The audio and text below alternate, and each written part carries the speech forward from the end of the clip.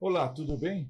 A gente começa a partir de agora mais um podcast do Feiras e Negócios, que sempre procura receber as pessoas mais emblemáticas, importantes de cada segmento, aliás, o do nosso setor de feiras e negócios. E hoje uma pessoa muito querida, muito perseverante, muito determinada e muito, eu diria, uma profissional de excelência. Clélia Ivac, diretora do segmento de alimentos e bebidas da Informa, diretora da Fispal Food Service, uma das pessoas mais influentes nesse segmento, e eu, a Thaís de Jovem, vamos aqui conduzir esse momento com vocês, que a gente vai ter muita coisa interessante. Com vocês, a minha querida Clélia Ivac. Bom dia, obrigada pelo convite, é um prazer enorme estar aqui com vocês. Acho o seu trabalho de extrema relevância para o nosso setor e para mim realmente, além de um prazer, é uma honra, Cacá. Muito obrigada pelo convite, obrigada, Thaís. Clélia, seja super bem-vinda aqui no nosso programa, para a nossa entrevista, e fiquem com a gente porque eu tenho certeza que vai ser riquíssima e a Clélia é muito generosa para compartilhar todo o conhecimento que ela tem e fez uma carreira brilhante. Fica com a gente. Olha, para a gente começar essa história, eu queria dar uma informação importantíssima. Da onde vem esse conhecimento? Como é que esta mulher conseguiu englobar todas essas performances que ela faz com tanta competência? Ela teve uma formação acadêmica muito legal.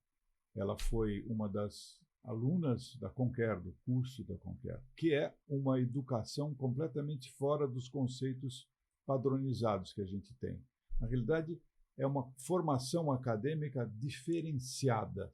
E eu queria perguntar para a Clélia de que forma a Conquer contribuiu para que você tenha toda essa determinação, esse teu jeito especial de poder conduzir as coisas.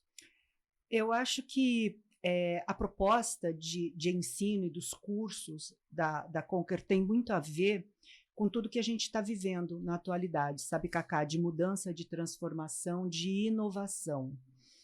E quando essa transformação digital começou a acontecer de uma forma mais efetiva e potencializada pela pandemia, eu vi claramente que era hora de eu dar um salto, né, de sair do convencional, do tradicional, e buscar alguma coisa diferente, porque se eu quisesse sair da pandemia como uma profissional diferente, eu precisaria buscar caminhos diferentes, além dos convencionais.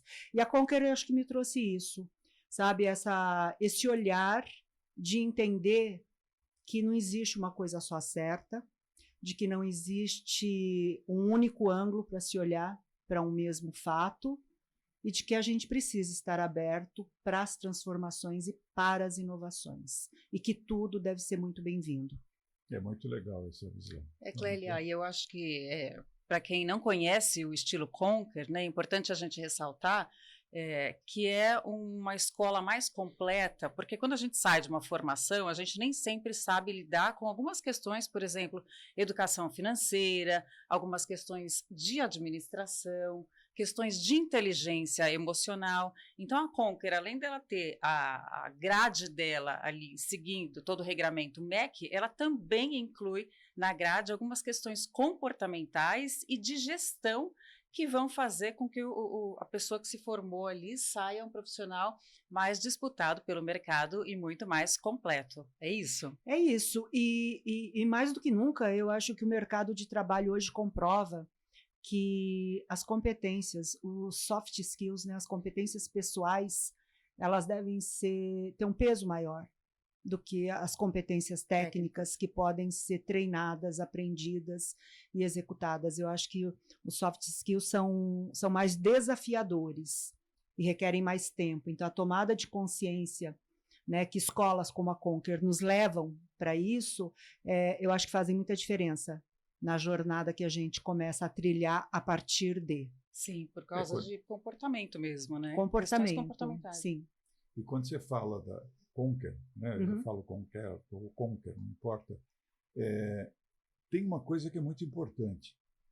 O início da sua trajetória, você teve uma escola maravilhosa lá atrás com Lemos Brito, por exemplo, que foi precursor do segmento de feiras, junto com o Caio de Alcântara Machado, que foram momentos importantes que fizeram que essa formação ajudasse na formação com a Conquer, né? Eu acho, Cacá, eu atribuo muito ao seu Lemos Brito, ao meu querido Lemos Brito, a forma como eu fiz a minha jornada no mundo de feiras.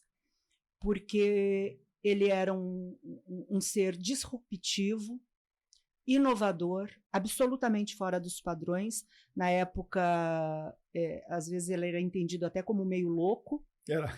Né? Você sabe disso. Ele tinha um negócio na 13 de maio, ele tinha um estúdio na 13 de maio. Um estúdio, ele já produzia programas lá, louco, e ele dizia para mim, vai chegar uma época que esse telefone aqui, um telefone fixo, né, que ficava na mesa dele, e ele no tempo todo no telefone fazendo contatos, conexões, ele dizia, isso aqui não vai mais existir, não vai ter necessidade. Como assim, seu Brito, não vai ter mais... Não, vai funcionar de um outro jeito a comunicação. Ele enxergava coisas, a gente fez Casa do Futuro, Hotel do Futuro, enfim, ele fazia coisas que hoje, às vezes, eu participo de reuniões e chega uma equipe de inovação dizendo, olha, eu queria sugerir um projeto. E sugere uma coisa que seu Brito fazia há 30 anos atrás. Visionário, né? Ele era muito visionário. Então, eu acho que ali eu entendi primeiro a paixão por feiras, né? Como é bacana promover o encontro de pessoas com interesses comuns. Eu acho que ali eu aprendi isso. E segundo, de que o impossível não existe. Isso eu aprendi com ele também. Você pode ter um pouco mais de dificuldade, precisar um pouco mais de tempo, mas impossível não existe. E perfeição também não. Existem formas diferentes de se fazer, de se buscar uma solução, uma alternativa. Então, eu acho que isso me guiou, ou isso que eu aprendi com ele me guiou na carreira. Então, eu tenho muita gratidão por ele. E acho até que eu buscar a Conquer ou alguma coisa alternativa tem muito a ver com esse olhar de carreira. Eu acho que, inclusive, um contemporâneo dele, que tem um laço, inclusive, familiar com ele, que era o Caio de Alcântara Machado, né? Eles eram compadres, porque o Dr. Caio era padrinho da Andréa, que é a filha mais velha do seu Brito. Exatamente. Isso. Os dois eram muito visionários, né? Os dois faziam coisas que, aliás, o que a gente faz hoje em feiras se deve muito a essa formação dos dois, né? Eu não tenho a menor dúvida. Foram os dois que, a começar pelo Caio de Alcântara Machado, lógico, ele é o precursor de feiras, ele é responsável, eu acho que pelo Brasil ter o reconhecimento que tem hoje no mundo das feiras, né? E seu Brito veio logo na sequência, atuando conjuntamente, e quando os dois se fechavam numa sala para uma reunião, a gente tinha até medo do que poderia sair dali. É um negócio de louco. Eu convivi contemporâneo, assim como você, nesse período com os dois, e as coisas do Brito, ele era meio desarrumado, assim, ele tinha umas coisas, ele punha uns paletó meio atrapalhado, era uma coisa meio assim, ele não ligava muito para isso, meio doido, assim, né? E ele saía rasgando no meio dos pavilhões, fazendo as coisas, aí atrás, né? Aquele jeitão dele, e era um negócio impressionante, mas isso se deve também muito à sua formação, né? Eu não tenho a menor dúvida. Eu conheci feiras através dos olhos dele. E depois saí me aperfeiçoando, mas os olhos dele me guiaram para esse mercado. Tanto que quando ele vendeu as feiras dele, ele me disse, eu não sabia, mas ele falou, olha, você fica comigo. Eu falei, mas como assim, eu não vou com as feiras? Ele falou, não, a gente vai fazer alguns outros projetos. Foi quando eu saí da Lemos Brito, porque eu queria continuar fazendo feiras. Eu falei, agora é caminho sem volta, seu Brito, eu tenho que continuar. E aí foi quando nós nos separamos profissionalmente. Mas, pessoalmente, eu acho que a gente nunca se separou, ele sempre foi um líder inspirador para mim, e mesmo depois de ter saído da empresa dele, eu tive o prazer de continuar tendo contato com ele, com a família, até o final. Muito legal. Agora, voltando aos dias de hoje, Clélia, eu acho que a gente tem um momento muito forte nesse momento. 40 anos de Fispal, da marca Fispal Food Service, como uma das maiores feiras, eu acho que do setor, com a Informa, que é uma das maiores, se não a maior promotora de feiras do mundo, né? Como é que está esse momento, assim, essa espera que você está com toda uma história de ansiedade para esse momento? Ansiedade e emoção, sabe, Cacá? Porque uma feira comemorando 40 anos, que é o caso da FISPAL, e que hoje já se desmembrou em 3 eventos separados, né, que são FISPAL Food Service, FISPAL Sorvetes e FISPAL Tecnologia, que é exclusivamente dedicada para a indústria, né, para a parte da cadeia da indústria, e aí completando 40 anos e sendo referência de mercado, além de muito orgulho, acho que traz uma honra muito grande, Cacá, com tudo que já aconteceu no nosso mercado, né, de feiras que surgiram, feiras novas, muito competentes, de outras feiras muito tradicionais, que deixaram de existir por N questões. Então, comemorar 40 anos de uma marca consolidada e que mantém esse posicionamento é muito gratificante. Tanto eu como toda a nossa equipe e toda a Informa Markets Latam, nós estamos muito orgulhosos dessa data e muito felizes em comemorar. São 38 mil profissionais, né, envolvidos. 38 mil profissionais que visitam a FISPAL Tecnologia. Na FISPAL Food Service são quase 60 mil, mais de 50 mil durante os 4 dias de evento, fora a audiência que a gente tem online, desde que a gente se tornou e começou a fazer o trabalho como plataforma, e hoje é isso, né? Nós temos que ser omnichannel, então essa abrangência, essa capilaridade é ainda maior. Isso é o presencial. Fora o Feiras de Negócios, que vai lá todas as feiras dela para poder. Todas. E é uma alegria. Presença. É uma alegria. Tem que estar nos 40 anos, né, Cacá? Não, é uma alegria, sim. Agora, Clélia, vocês têm uma agenda bem completa de 30 grandes eventos anuais, envolvendo culturas regionais distintas, porque o papel principal da Informa é conectar pessoas, formadores de opinião, clientes, compradores, e fazer esse encontro com foco em networking e negócios. Como é que isso é feito na prática? Porque a gente sabe hoje que a tecnologia está aí para ajudar, e a gente tem BI, a questão dos dados cada vez mais salvaguardados, mas existe uma forma de um relacionamento mais humano para conectar as pessoas certas, que é um grande desafio, levando em conta as diferenças e experiências de cada região? Sim, existe. O nosso desafio hoje é justamente esse. Primeiro, assim, Thaís, nós temos equipes dedicadas aos setores, aos produtos. Então, o núcleo pelo qual eu respondo é voltado para o setor de alimentos e bebidas, para a cadeia de alimentos e bebidas. Então, trabalha comigo uma equipe dedicada que se aprofunda, que vai entender o mercado e vai entender como lidar com os dados que a gente capta através dos nossos eventos, dos nossos conteúdos, das nossas plataformas digitais. E como transformar esses dados e devolver com percepção de valor ao mercado. Esse trabalho, claro que cada vez mais a gente usa a inteligência artificial, que é um caminho importantíssimo para a gente qualificar tudo que a gente faz e devolve para o mercado, mas tem o olhar humano de pessoas que se dedicam aos setores e vão entender como usar esses dados, o que faz sentido, o que não faz sentido, né? E a inteligência artificial é maravilhosa e funciona desde que a gente a ensine direito. E isso é humano. E ela aprende, né? Ela aprende muito rápido. Sim. E é importante que a gente saiba conduzir a entrada dessas informações de um jeito correto, para que ela entenda o que é necessário e nos devolva com uma resposta. Então, existe um olhar humano, a gente se preocupa muito com isso. Nós continuamos tendo uma equipe de CS, né, que é como a gente chama internamente, que é o atendimento ao nosso cliente, ao nosso expositor, é um atendimento humanizado. Então, assim, um cliente nosso, se precisar, ele vai ter um atendente para falar com ele. A nossa equipe comercial são pessoas que ligam, que conversam, que falam, que visitam.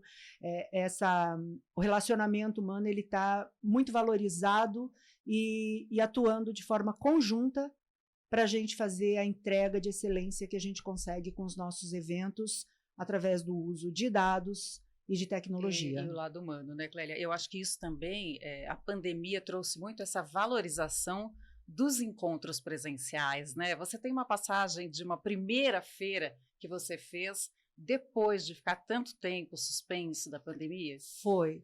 Quando a gente realizou a primeira edição da FISPAL Food Service no Center Norte, pós-pandemia, havia toda aquela expectativa, né? Será que vai dar certo? Como que será que vai ser a visitação? As pessoas ainda não estão seguras para vir. 2 horas antes da gente abrir a porta, aquele saguão do Center Norte estava lotado e a gente preocupada assim, talvez a gente tenha que abrir um pouco antes, né? Por questão de segurança e bem-estar. Mas enfim, a hora que a gente abriu, eu vi pessoas e aí eu fui com o time para a porta para abrir. Porque eu acho que a gente tem a obrigação de fazer isso também, Receber sabe? bem as pessoas. Receber, é para eles que a gente trabalha, né? sabe? A gente recebe os nossos expositores, claro, super bem quando eles chegam para a montagem, mas eu acho que quando a gente abre um evento dessa magnitude, dessa importância para o público, é para eles que a gente fez o trabalho de um ano inteiro, não é, Cacá? Então, eu costumeiramente vou com o time para a porta, para agradecer e aplaudir a entrada dos primeiros visitantes. A gente vai para dar um abraço. Exatamente. E nós fizemos isso nesse ano. Quando a gente abriu, e eu olhei, tinha gente entrando emocionado, com lágrimas nos olhos, por poder estar chegando numa FISPAL de novo. Depois eu vendo nas redes sociais as pessoas postando emocionadas, dizendo, olha onde eu estou. Eu falei, isso é maravilhoso, isso vale tudo, isso justifica todo o esforço, todo o nosso trabalho, porque o encontro presencial é imprescindível e insubstituível. Eu vou morrer defendendo isso. E aí eu tenho uma afirmação que eu sempre coloco para os promotores. Eu já falei com você isso algumas vezes. E que tem promotor que fala, não, o meu evento é só B2B. Mas só que para ser B2B você tem que necessariamente passar pelo B2C, porque tem pessoas, não é um negócio assim, não é a inteligência artificial falando de robô para robô. Você tem que falar com pessoas, são as pessoas que fazem essas coisas, não é? Então isso tem muito a ver com a emoção.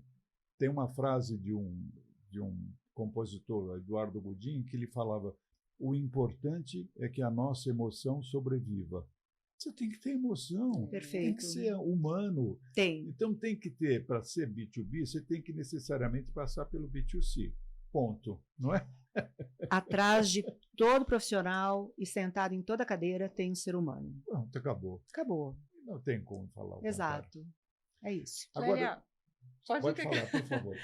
Eu queria entender um desafio que eu vejo de gestão, porque vocês, em 2021, lançaram uma questão de uma plataforma online para poder justamente usar a tecnologia, né, em favor também desse fortalecimento das relações, mas é uma jornada híbrida de trocas, experiências e contato para negócios, num mundo muito de segmentos diversos, né? A gente está falando aí de saúde, nutrição, agronegócio, infraestrutura, alimentos e bebidas, telecom. Então, eu fiz uma pergunta sobre como lidar com essas questões regionais. Agora, a minha pergunta é no sentido de como lidar com essas características tão diferentes assim, de cada setor num mercado tão diverso. A resposta é muito simples e tem a ver com o que o Cacá acabou de falar. Independente do setor, quem está do outro lado é um ser humano. E com esse olhar é que a gente consegue identificar o comportamento e as necessidades de cada segmento. Porque é um ser humano que está ali do outro lado, não é um mercado com um comportamento absolutamente distinto do outro mercado, né? Tem uma pessoa, e eu acredito que os negócios exigem cada vez mais esse olhar de todos nós, sabe, Thaís? E quando a gente consegue ter esse olhar, a gente consegue entender a necessidade desse outro ser que está do outro lado, atuando num determinado segmento de mercado. E aí a gente consegue entender o que faz sentido para ele receber num evento presencial ou numa plataforma online. Em que momento, em que hora, em que formato? Ele escolhe, né? São todas as perguntas que, se você for se aprofundar, estão objetivando entender o comportamento daquela pessoa física que está se comportando profissionalmente do outro lado. Então, esse nosso desafio de atender os nossos mercados através de plataformas híbridas que envolvem o evento presencial e os canais digitais passam por esse olhar e por esse entendimento, seja em alimentos e bebidas, seja em saúde, seja em indústria, seja em telecom, seja em que área for. Então, você tem o olhar, claro, humano, de acordo com a especificidade do negócio, você tem o lado comportamental e eu acho que, acima de tudo também, né, Clélia, o conheça seu cliente, né? Que é o arroz com feijão, né? Básico. É o básico. Que muita gente não faz, né? Então, eu acho que a gente precisa voltar para isso. Sim. Sabe? Perfeito. Porque quando a gente olha tecnologia, inteligência artificial, indústria 4.0, parece que tudo ficou tão complexo, mas na realidade tudo isso existe para nos ajudar até a fazer o básico bem feito. Que muitas vezes a gente se esquece. A gente deixa para trás e vai buscar o complexo quando o básico não está sendo bem feito. E feiras, o nosso negócio é isso, é o básico bem feito. É fazer o encontro de quem tem alguma coisa para vender com alguém que tem interesse em comprar no momento correto. Fazemos feiras como os fenícios faziam há 5.000 anos atrás. Não mudou nada. Não mudou nada, e como dizia meu querido Lemos Brito, o que mudou foi que a gente cobriu o local, climatizou, e agora tem tecnologia. É isso aí. Agora, eu tenho uma afirmação aqui do Hermano Pinto, que é o diretor da Fitur, com seu colega da Informa, que eu achei muito interessante. No mês passado, na edição da MWC, Mobile World Congress, em Barcelona, o Hermano Pinto fez uma afirmação de ter certeza que cada vez mais o caminho da evolução para uma sociedade mais inclusiva, impulsionada pela digitalização. Esse movimento não tem volta, ele conclui. E a gente acompanha o receio das pessoas com o buzz, a ameaça do desemprego por conta da tecnologia. A afirmação do Hermano traz o oposto. Você compactua com essa afirmação? 100%. 100%. Acho que a tecnologia soma, ela vem para nos ajudar a evoluir como seres humanos e como sociedade, e cabe a nós entendermos isso e entendermos como a gente vai fazer uso disso. Mas eu não acredito que a tecnologia ocupe ou tome o lugar de um ser humano, absolutamente. Ela nos transforma, ela nos impulsiona para a transformação, e sim, temos que nos entender cada vez mais como uma sociedade inclusiva. Não existe mais lado de cá e lado de lá da mesa. Estamos todos embarcados no mesmo planeta, né, vivendo, respirando o mesmo ar, bebendo a mesma água. Ou seja, se nós não nos entendermos como todos sendo uma parte única e cada um atuando da sua forma, a gente não evolui como sociedade, né? Então, eu compactuo 100% com essa colocação do Hermano. Muito legal. E tem uma questão também, né, Clélia, que assim, não dá para lutar contra isso, né? Então, assim, negar e ficar num lugar só de ameaça não vai trazer o que a gente vem evoluindo enquanto sociedade, né? Principalmente nesse campo de trabalhos mais braçais e mais repetitivos, que eu acredito que essa resistência desse buzz que o Cacá falou agora há pouco, ela vem desde a época de Revolução Industrial, né? Mas assim, olha se a gente para, né? Então são ondas que vêm e que a gente vai se adaptando, né, enquanto sociedade. E eu vejo que novas formas de trabalho, novos players de mercado também entram, porque essa transformação gera novas demandas, né? Exato, é exatamente isso, né?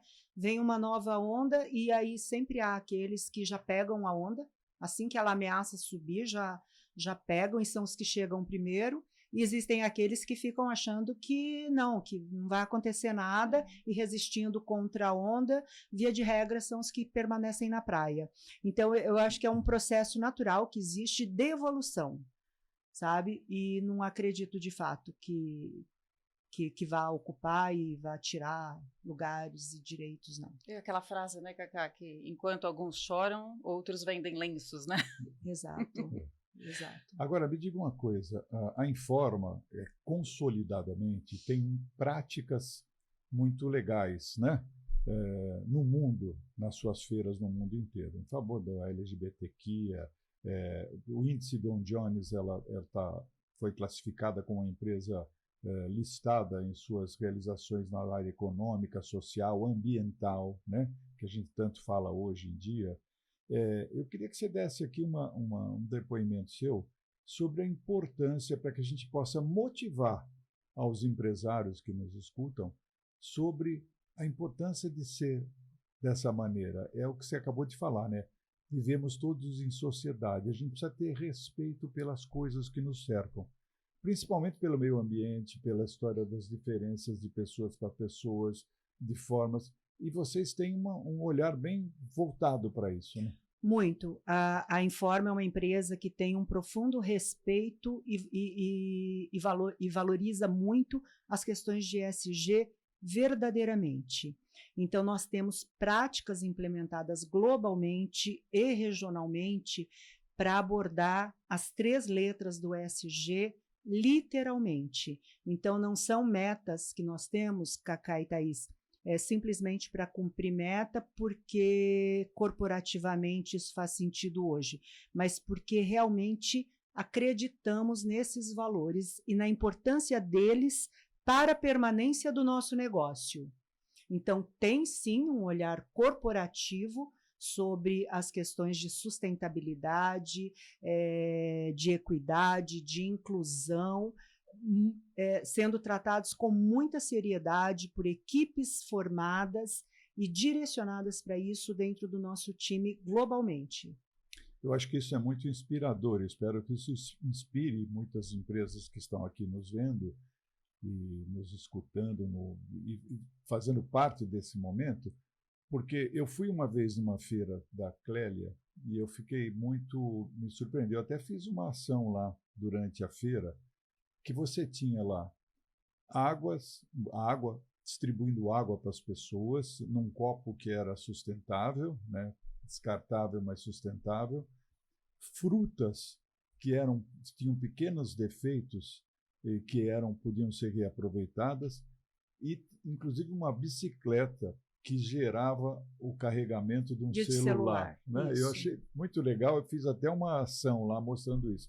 Isso faz parte desse processo. Isso faz parte e tem muita coisa envolvida. Quando você conta, é um lounge do bem-estar que nós temos nas nossas feiras, que foram implementados já há 2 anos, onde nós queremos que o nosso visitante seja recebido com mensagens de saudabilidade, de sustentabilidade, e queremos passar a nossa mensagem. E por incrível que pareça, então assim, na bicicleta, ele pedala para carregar o seu celular, ao mesmo tempo ele cuida da sua saúde, ele se hidrata, ele toma água e ele consome uma fruta para poder ficar melhor dentro do pavilhão e ir para o stand desenvolver uma reunião, fazer um negócio. E por trás disso tem o quê?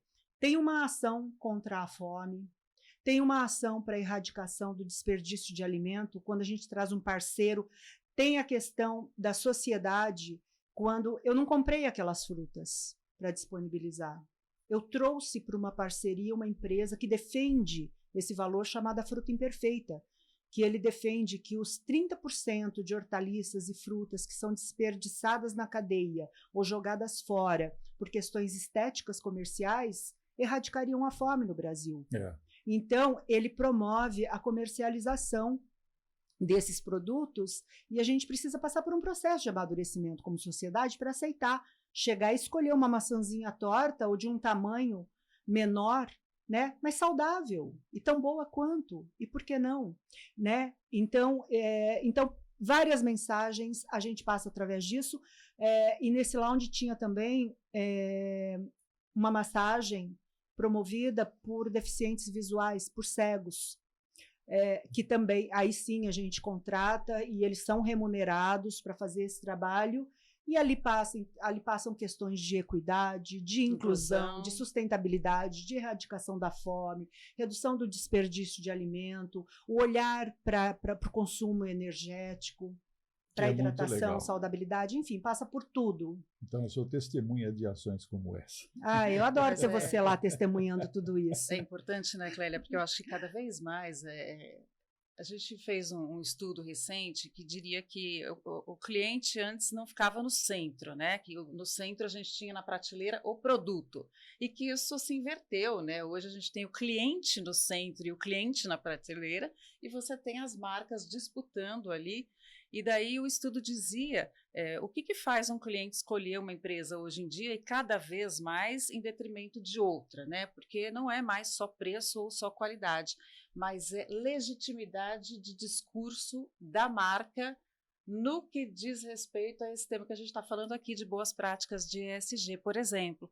Então, quando você vê uma marca como a Informa, que tem um propósito e que isso está na cultura da empresa como um todo, não é um discurso vazio, isso é um diferencial de mercado que vai trazer destaque e pessoas vão escolher se relacionar com empresas que trazem impacto positivo para o nosso planeta e para a sociedade. E que tenham alinhamento de propósito. É exatamente isso. E quando nós fazemos isso nos nossos eventos, Thaís, o objetivo não é tão somente mostrar o nosso posicionamento, mas é de fato tentar impactar todas as empresas que vêm como visitante, os nossos expositores, mesmo, né? Inspirar, porque nós somos disseminadores de informação, sim, as nossas marcas têm credibilidade, então nós nos sentimos, de fato, na responsabilidade de assumirmos essa responsabilidade sobre esse tipo de comunicação, além da realização de negócios, que é o nosso business, que é o nosso core. Excelente, né? Mas negócios com propósito, né, Clélia? Essa é toda a diferença. Ainda nesse tema, falando sobre diversidade, você trouxe um café da manhã, um encontro de mulheres aqui, né, para aumentar a representatividade das mulheres nessa indústria de alimentos, bebidas e ingredientes. E é um encontro para networking, para as mulheres poderem se ajudar a praticar a sororidade. Como é que foi esse encontro? Maravilhoso, maravilhoso. Nós já tínhamos uma expectativa muito positiva. Esse evento foi inspirado numa visita que eu fiz à Food Ingredients Europe, alguns anos atrás, e lá eles promovem tradicionalmente esse encontro. A hora que eu olhei aquilo, eu falei, nós temos que ter isso nas nossas feiras. Então, nós implementamos no ano passado, tanto na Food Ingredients South America, que é a FISA, né, que é uma feira irmã da Food Ingredients Europe, como na FISPAL Tecnologia, cujo propósito é promover um encontro exclusivo de mulheres da indústria de alimentos e bebidas para discutir questões pertinentes à presença feminina nessa indústria, ao posicionamento de cada uma dessas profissionais. E nós levamos convidadas inspiradoras para falar e compartilhar suas experiências. Nós temos mulheres maravilhosas nessa indústria, na liderança. Foram momentos, assim, foram horas espetaculares, incomparáveis, e que eu já te convidei e reforço o convite. Esse ano eu quero você lá conosco, participando, porque quanto mais mulheres inspiradoras nós colocarmos juntas, debatendo, eu acho que mais a gente divulga essa necessidade da equidade, sim, da atuação da mulher, né? Onde que a equidade fique bem entendida, a gente não quer ser tratada como homem, a gente quer ser tratada como mulher, mas com direitos e deveres iguais. As mesmas oportunidades. Com as mesmas oportunidades. E isso, infelizmente, ainda não acontece, mas eu acho que nós estamos no caminho, e quanto mais mulheres inspiradoras nós colocarmos discutindo esse assunto juntas, mais reverbera essa nossa mensagem, não só dentro da indústria de alimentos e bebidas, mas em toda a sociedade. Muito bacana, né? Bom, eu acho que hoje foi um momento muito especial estar com você aqui. E eu quero deixar aqui um depoimento pessoal meu. Ontem, nesta semana, eu estive numa feira, para você ver como são mais de 30 anos nesse mercado que eu tenho feito para poder divulgar o nosso setor, o nosso segmento. Eu faço isso com muito carinho, com muita atenção. Eu estive, você falou do momento de emoção quando você entra ali na primeira, quando você recebeu as pessoas lá na sua feira. Eu tive uma emoção muito especial ontem, quando eu fui ao AMB, na Anuga, na feira da Anuga, e que eu vi aquele AMB, onde eu tenho essa ligação com feira, que meu pai trabalhava na construtora Moraes Dantas, que foi quem construiu o AMB. E me levou lá, ele me levava lá para ver, eu era garoto, para ver as coisas, como é que estavam construindo o AMB. E ontem, quando eu entrei nessa realização, o primeiro evento Soft Open que eles fizeram num canto que já está pronto lá do AMB, dá uma emoção diferente, né? Você vê aquela coisa toda que faz parte daquilo, um negócio de louco. Né? Muito, muito. Eu também estive lá ontem, também visitei a Nufood e depois fui ver a obra do pavilhão. É emocionante ver o AMB retornando, né, ficando de pé. E eu sei de que emoção você está falando, porque eu senti a mesma coisa. É muito interessante isso. Eu passei, o que eu já andei naquele AMB, nesses 30 e poucos anos de feira, eu acho que dá umas 2 voltas ao mundo, né? Porque eu ia e voltava, e é um negócio muito legal. Olha, Clélia, foi muito legal te receber. Cacá, posso fazer uma última perguntinha? Claro, que eu acho favor. que até é tão bacana. A gente conversou essa semana algumas vezes e a Clélia me passou uma questão de um hobby que ela tem, que eu achei tão interessante, que ela fala que depois de muito tempo, ela, dentro do autoconhecimento e da trilha que ela faz, ela entendeu que autodesenvolvimento, sob um olhar integrativo, é o principal hobby dela. E eu achei muito interessante, me identifiquei e eu queria que você compartilhasse com o pessoal que acompanha a gente. Então, essa questão, Thaís, é assim, durante muito tempo na minha carreira, eu me cobrei, porque tinha aquela questão assim, olha, no trabalho você é uma pessoa, em casa você é outra, então sua vida pessoal é uma coisa, sua vida profissional é outra. E de verdade eu nunca senti isso, essa separação. Eu acho, talvez porque eu gosto tanto do que eu faço, que para mim ir para o trabalho, fazer uma feira, organizar uma feira, nunca foi, né, uma tarefa pesada. Então, para mim nunca houve essa separação, sabe? E aí eu tinha essa crise. Então, às vezes, quando me perguntava qual é o seu hobby, eu dizia, eu gosto de caminhar, eu gosto de ficar em meio à natureza, eu gosto de viajar, eu gosto de ler, ouvir música. Eu gosto de estudar, descobrir coisas novas, eu sou curiosa, eu gosto de reiki, eu sou reikiana. Também. Eu sou reikiana, então assim, são curiosidades. Mas esse é o seu hobby? Não.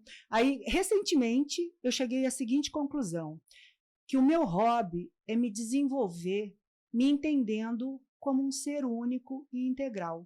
A Clélia é a mesma, lá na Informa, dentro do pavilhão, em casa, domingo fazendo o almoço, sentada com amigos comendo uma pizza, eu sou a mesma.